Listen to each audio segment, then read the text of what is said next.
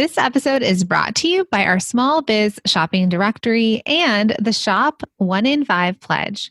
We believe that when you purchase from a small online or offline business, your dollar goes further.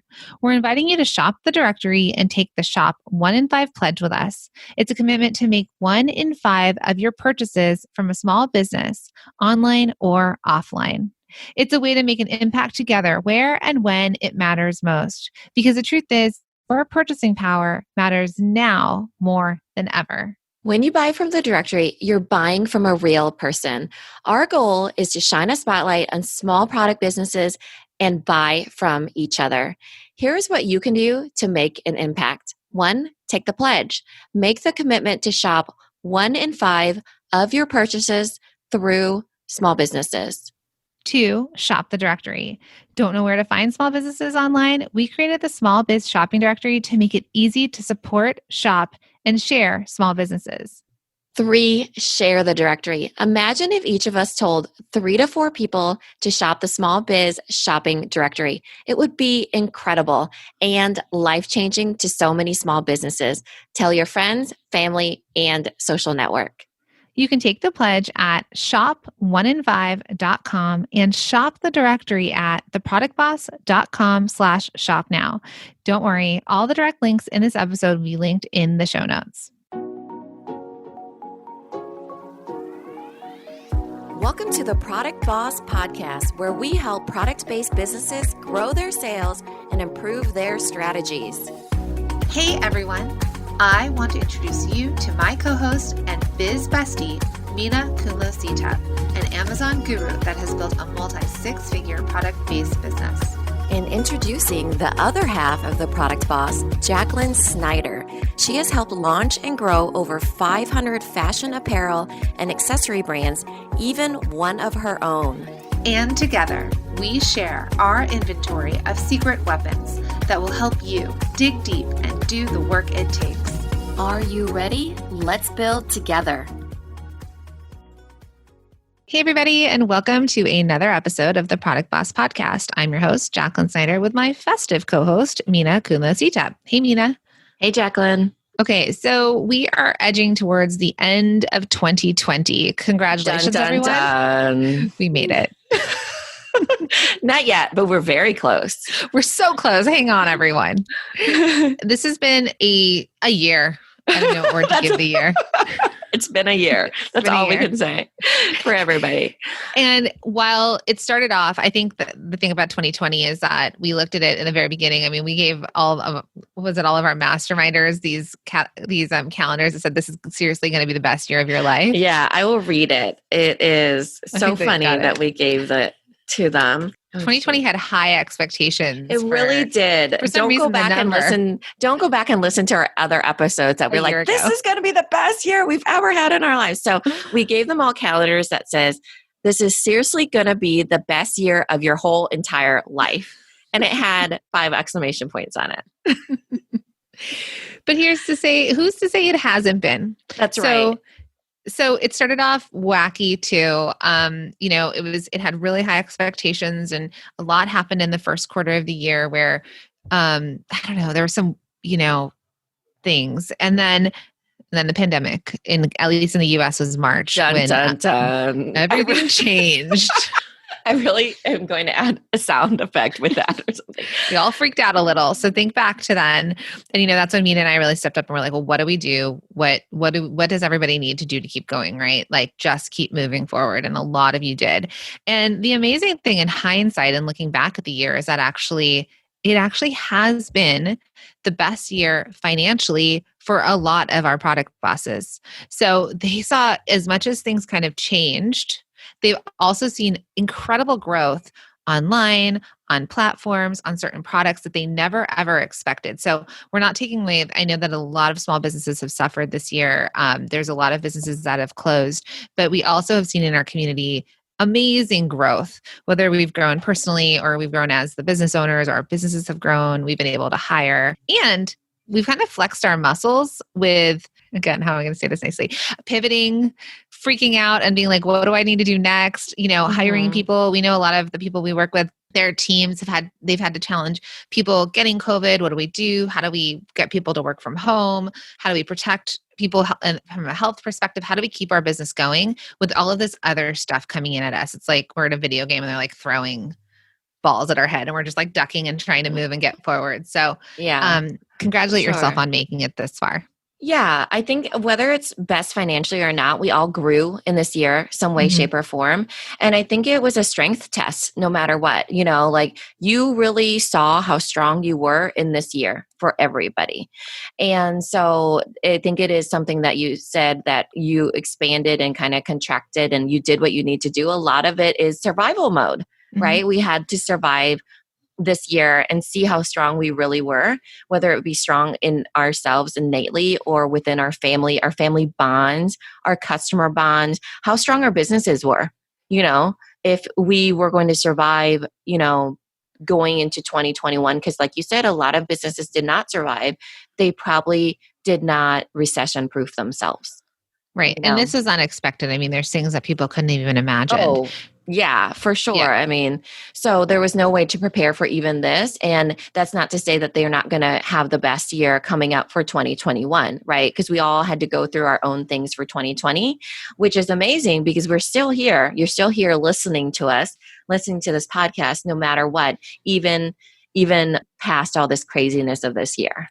We're humans. This is what humans have done since the beginning of humankind, right? Like we've adapted and changed and figured things out and created the tools that we needed. And so, we're no longer living in caves needing to whittle our like spears to protect ourselves from the bears. Felt like we are going to be at that point. We're still whittling our spears and growing our gardens. But, it's the idea of just reflecting on your human ability, like to grow and change, to adapt as needed, to have courage. And I know there was a lot of like from a mental health perspective, also a lot of the isolation has really been challenging for a lot of people as well. Or perhaps you have experienced loss due to the pandemic or due to life.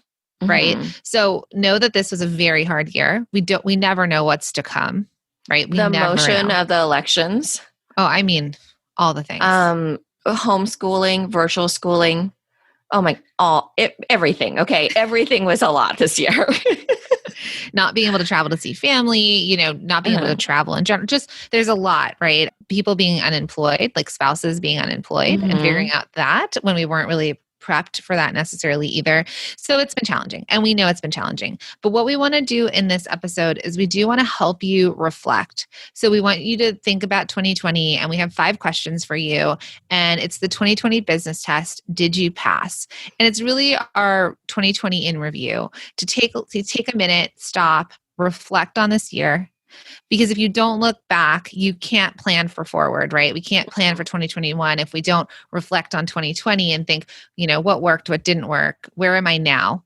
So you want to jump into these questions for the 2020 business test? Yeah, for sure. And I want to say you all passed. You all passed, right? Made it. Yep. And you still have time to answer these questions. It's just a matter of that we want to present these to you in a way that will be beneficial for you to take this test and kind of run through a review.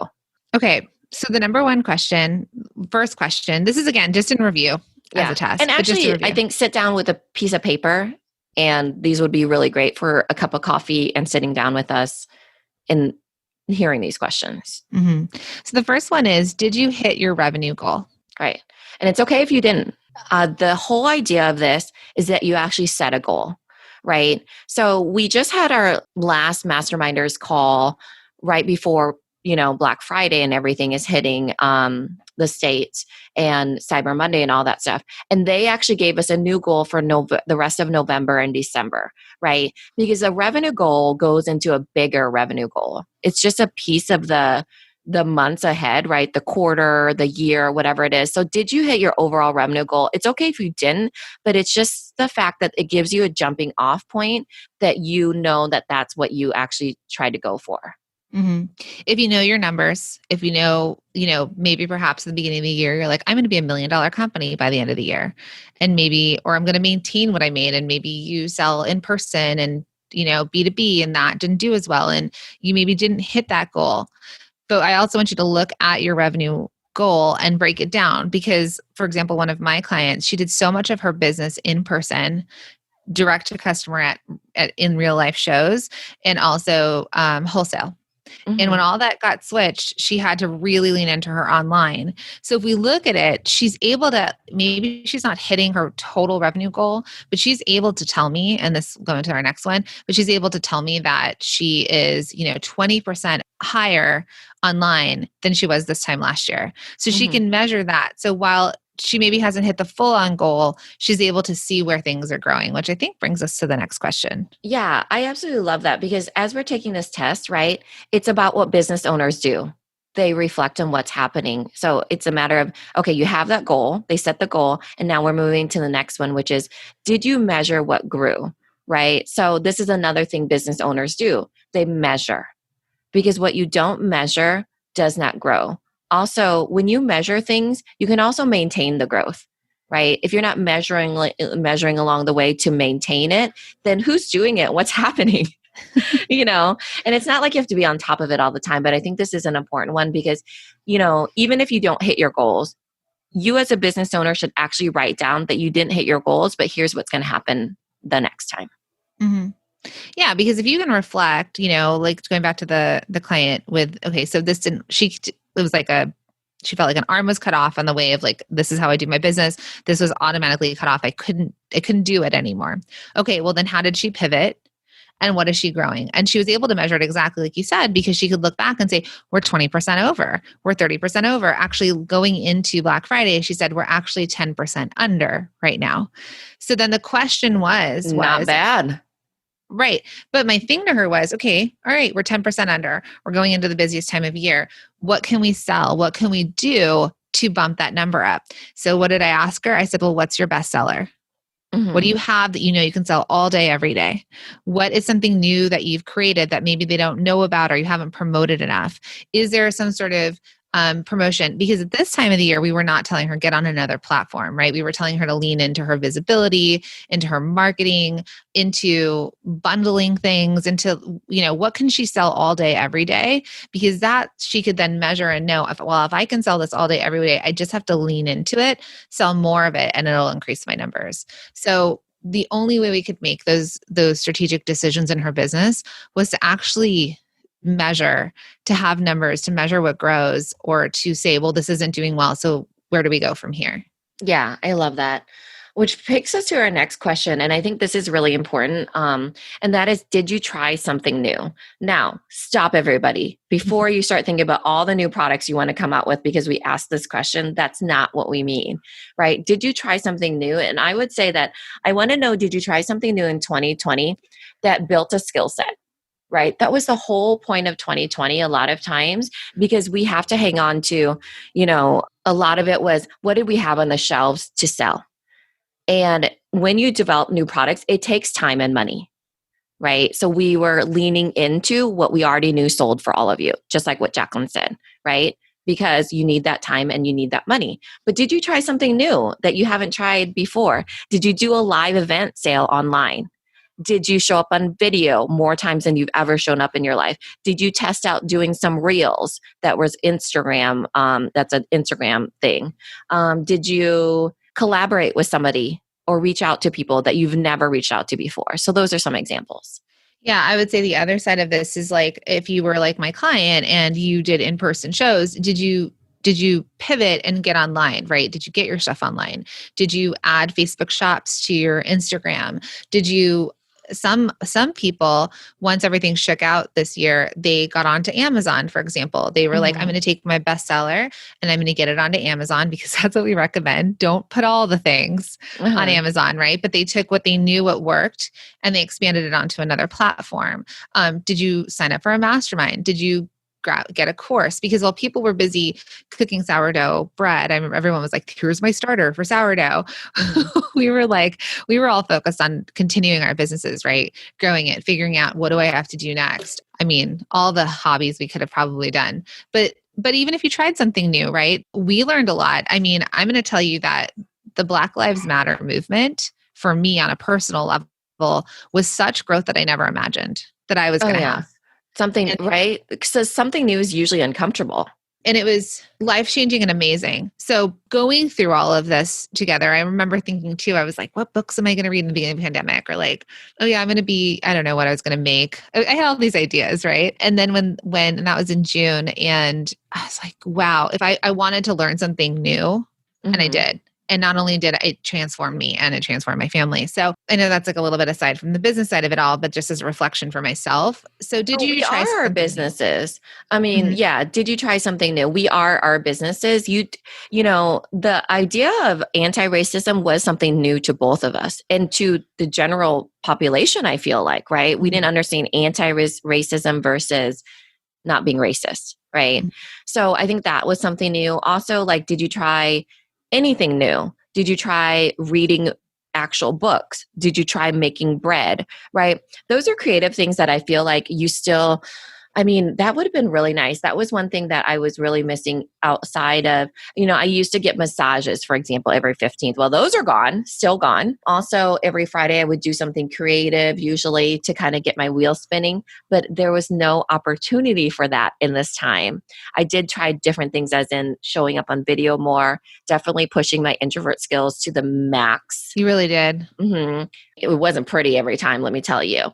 So I think there's different things of trying something new, but we do have to push past the discomfort. Right. That's the something new we want you to think about. So if you felt uncomfortable or challenged or awakened or something this year, I mean, this year was a challenge in Yeah. so many ways, in isolation, in big changes that maybe you didn't plan for, in awareness, in politics. There's so Mhm. many things this year that were so, Life changing. yeah, just it was nuts. So, but going back to the business side of this, did you try something new? So did you end up on a new platform? Did you hire somebody? Did you, like Mina said, did you do reels? So many of you were doing reels, or we're seeing you show up live. Hmm. We're so proud of you for showing your faces. Did you show your face? Does your Yeah. customer now know who makes what you sell? Yep. So, Did you so there's a drop off lot. doorstep? That was something new a lot of people tried too, was Mhm. they did curbside. And we never knew curbside would be this popular, right? And now there's lots of people that's how they started in that initial pandemic, was that they offered that and they got themselves on the quote unquote map. Well, you want to think about the huge shift that's happening to, let's call it like Starbucks, or there's this Chick-fil-A by where my mom lives, and they have walk up to the Hmm. window, which is old school, right? I feel like old school, like 1950s, when they had fast food, people would walk up Uh-huh. and they'd get their food at the counter. So Starbucks is going to start converting a lot of it because they're realizing people aren't sitting in Starbucks anymore. It's grab and go. Yeah. The curbside delivery, like every Starbucks, you can have them I bring it got up in to your trouble at car. Starbucks the other day.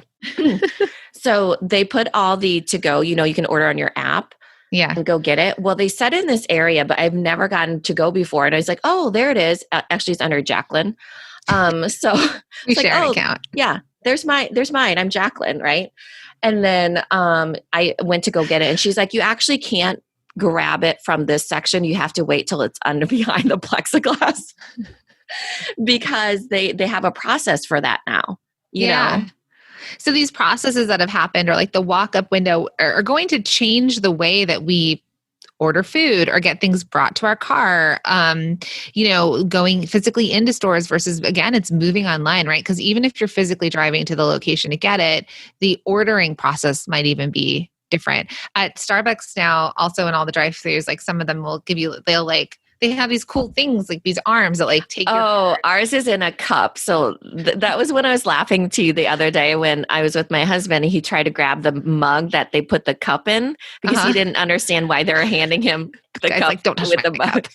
And he's like, no, no, no, just take the cup. And I could not stop laughing. It was so funny. So there's that, everybody is trying something new. So what did you try, and reflect on that, which goes back to that, did you measure what you grew? So we really want you to reflect so you can see where you were to where you're going. Mm-hmm. So the next question is, where are you compared to where you were before?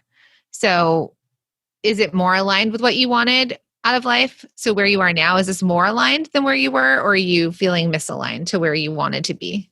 Yeah.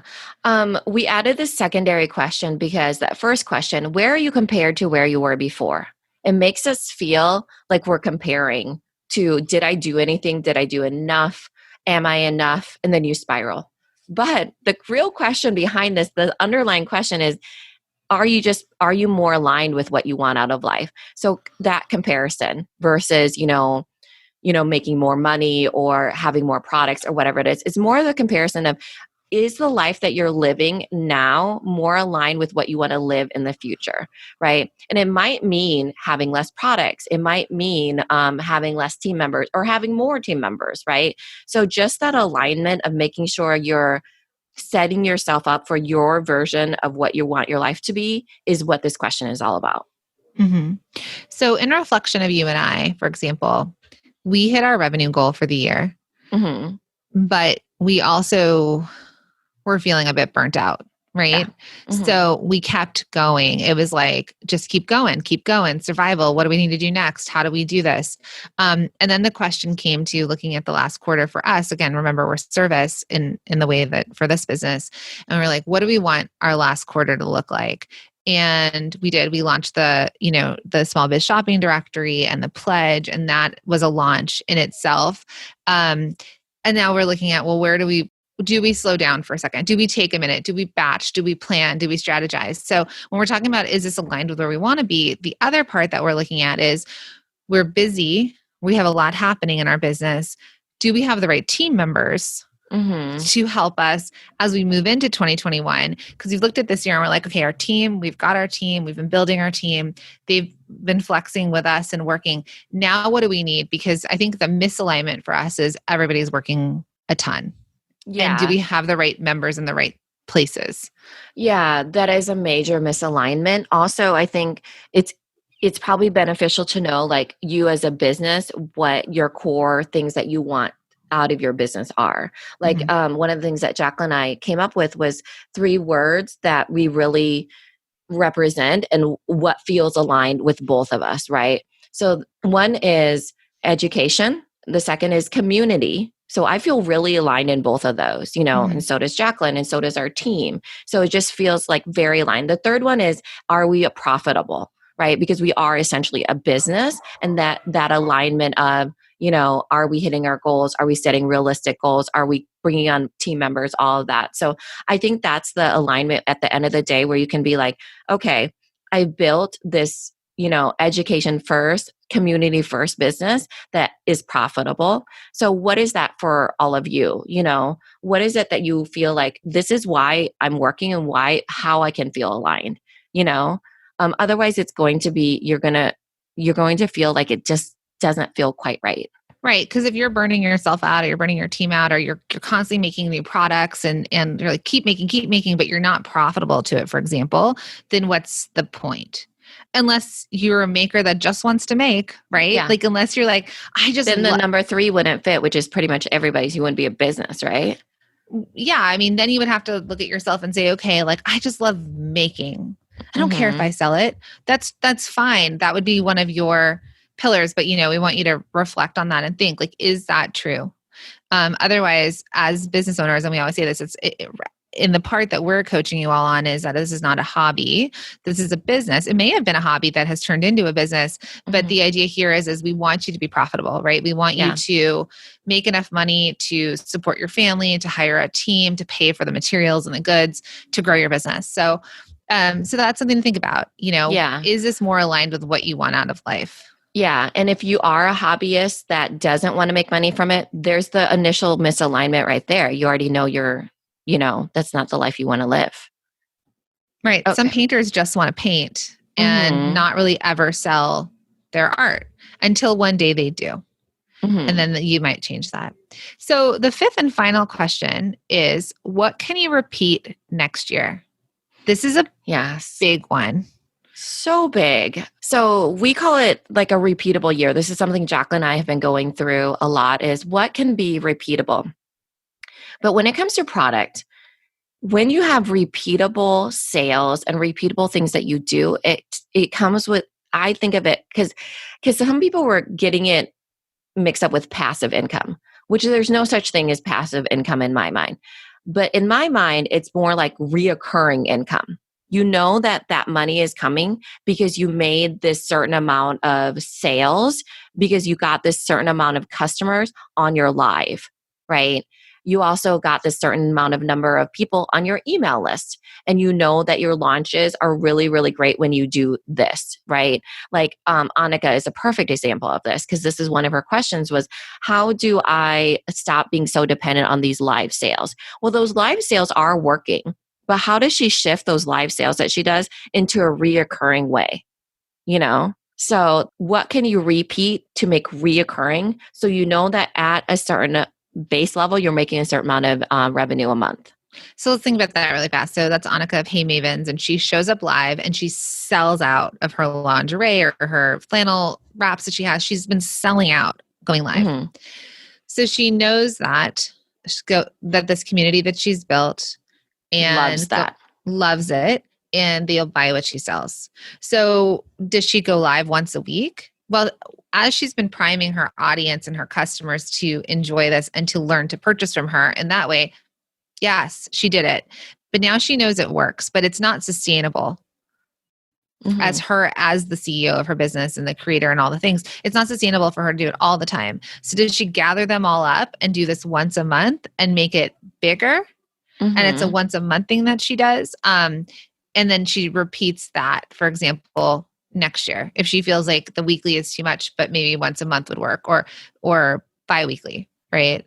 Yeah, for sure. It's like so if you've ever been part of our challenges, Bestseller Secrets Challenge is coming up. We have Rock Your Holiday Promotions Challenge. It's kind of similar to Annika's where we have to show up live.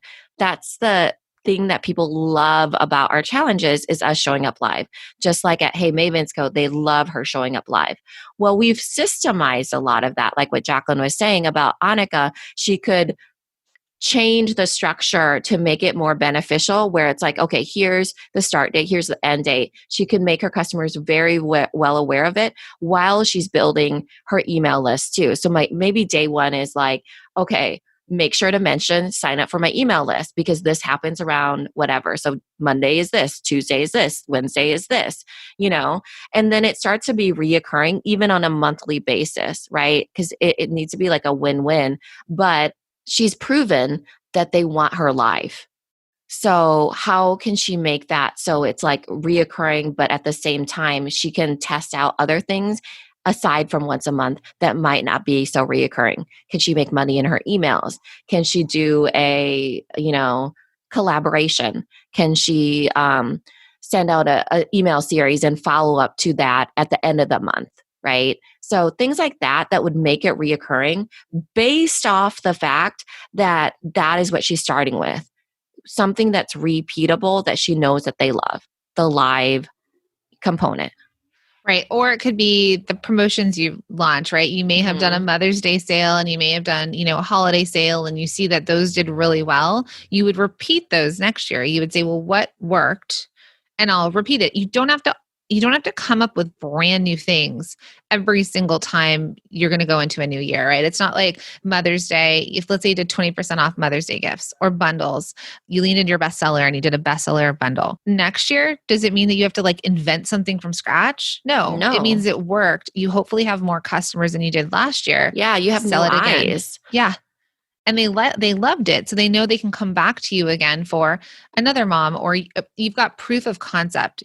That's why when we do our Bestseller Secrets Challenge, we really have you look at like what's working in your business, because the shiny object part of us is that worked, but I'm going to try something new. Some of the biggest mistakes Minna and I have ever made are being like, that worked really well, but let's switch it up a bit. Because we're bored. But the data doesn't warrant us changing our best-selling thing or our best, something that converted really well. So that's another thing to look at, right? And I'm just going to bring up jewelry, for example. Let's say this year you look at your numbers, how we say, did you measure what grew? And you look at your numbers of what you've sold in your jewelry. And you look and you say, necklaces did really well this year, right? Mm-hmm. It doesn't mean that now that 2021 is coming that you're like, now I'm going to do rings. Mm-hmm. Well, if necklaces sold really well, how can you continue on that momentum? Unless, again, there's some sort of crazy change in the world, necklaces are still going to do well. And you keep repeating the idea that like, okay, my customer that loves necklaces, can I be known for necklaces? Because so many times people are like, I'm doing necklaces, but now I'm going to add bath bombs. Mm-hmm. Yeah. I will tell you the most successful businesses that we've seen that grow at a really, really fast rate are the ones that embrace this mentality. It is thrilling to sell the same thing over and over. Like once you reframe that for yourself and you embrace that, you can grow so much faster because you have data and you have customers that love it, and you have reviews and you have clarity and you have focus, and you don't get muddled in your words or the customer messaging or the team that you're building or the processes that you're trying to put into place. That is where we see people, like when they start changing things up or whatever, that is when we see them get confused. And it's not to say you're not going to try something new, because our question number 3 is, did you try something new? Right. We will encourage you to try something new, but does that mean it's a new product, or does that mean it's a new platform? Like, okay, I'm going to try a new platform and I'm going to take the thing that I know I can sell all day, every day, and move it to that platform and see, well, how do I do now trying a new platform and trying something new? And that's the idea, behind when we teach you all about expansion, more profit, more sales, more platforms, is that we're not telling you to get, sell wholesale or get onto Amazon or build your own website and then sell something brand new that's never been tested in the market.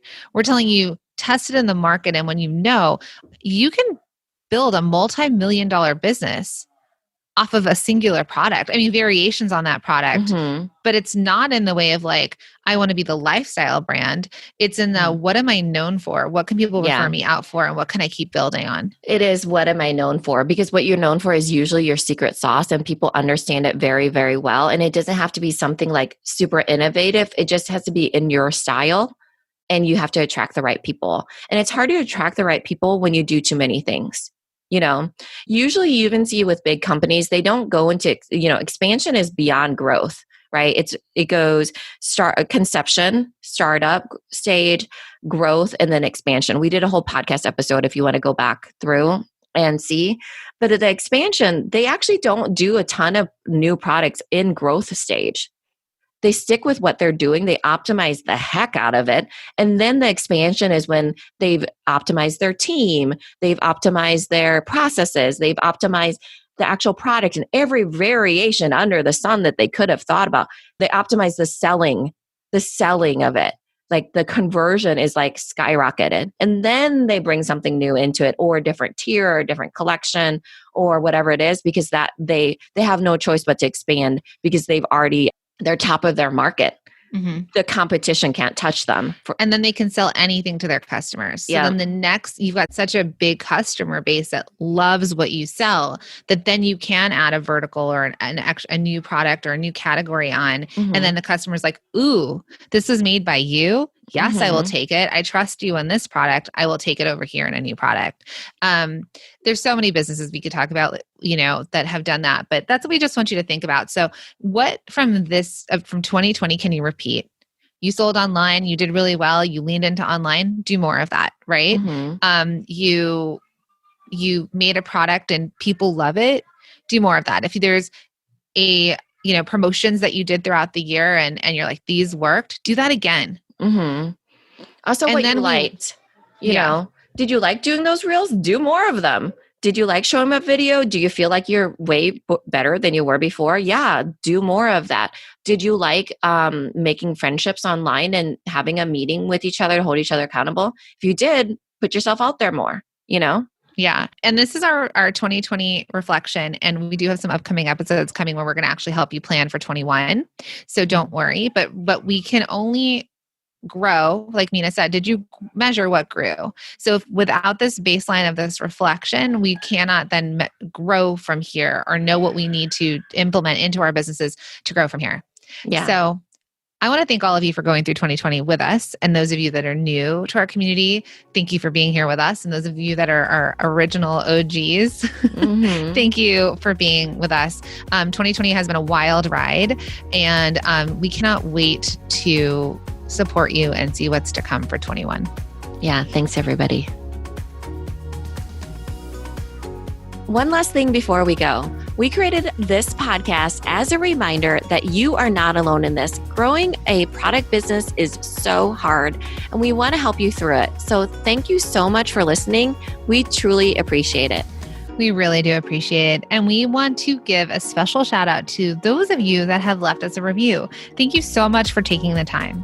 So I want to read this. We read every single one of them, and I want to read this one from Blogger Girl 9. She gave us a 5-star review titled "Love!" exclamation point, exclamation point. And she says, "Their information is invaluable. I'm so grateful for each episode." Well, Blogger Girl 9, we are so grateful that you show up in our community and that you listen to this podcast. So thank you. We love reading these, and these really help us reach more small businesses, which is our mission. So thank you again to all of you that have left a review. Yeah, thank you, Blogger Girl 9. That was a short and sweet one, and we love that one too. This episode is over, but it doesn't have to end. Head over to our Facebook group, search for the Product Boss Biz Community, or the link is also in the show notes. Come connect with other product bosses just like you. We'll see you in there.